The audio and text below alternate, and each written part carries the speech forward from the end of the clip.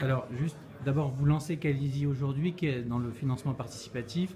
Quelles sont les spécificités de votre offre?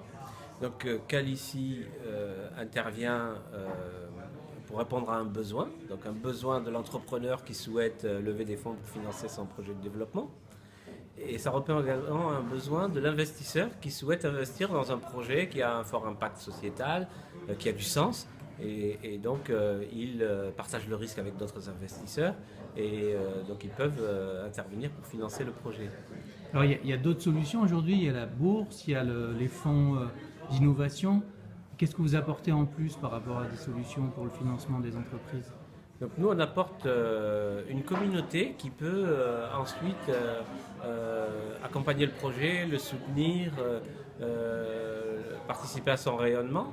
Et nous, on apporte également un accompagnement du porteur de projet dans la gestion de son projet.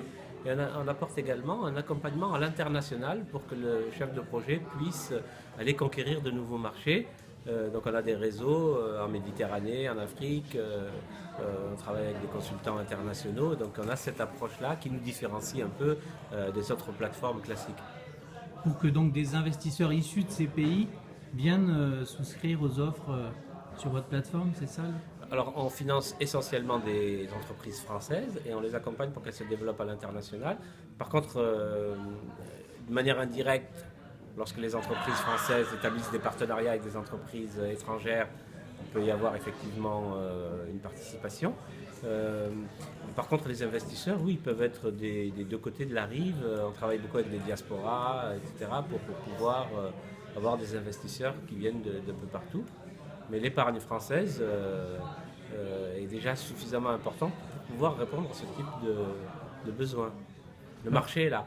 le marché là, il représente combien de millions d'euros aujourd'hui en France? Le marché du financement participatif pour entreprises, c'était 25 millions en 2012, 65 millions en 2013 et en 2014, sur les 6 premiers mois, elle était déjà 66 millions. Alors c'est un petit point, mais il double chaque année. Et donc les études prévoient qu'il atteigne d'ici 2020, c'est-à-dire dans 5 ans, 6 milliards d'euros.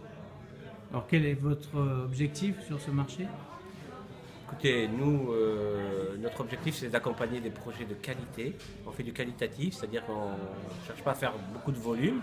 On a un modèle économique à tenir, mais on cherche vraiment à travailler sur cette dimension qualitative en soutenant des projets qui ont un fort impact sociétal, des projets qui sont bénéfiques et positifs pour la société, et en s'impliquant dans l'accompagnement du porteur de projet.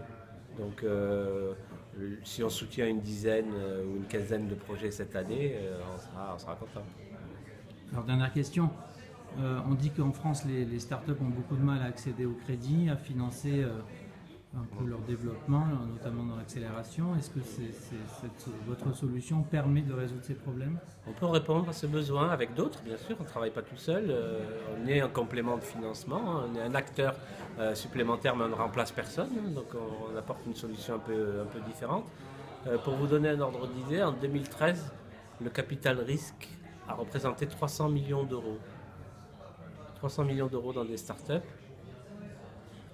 1850 milliards qui dorment dans l'épargne.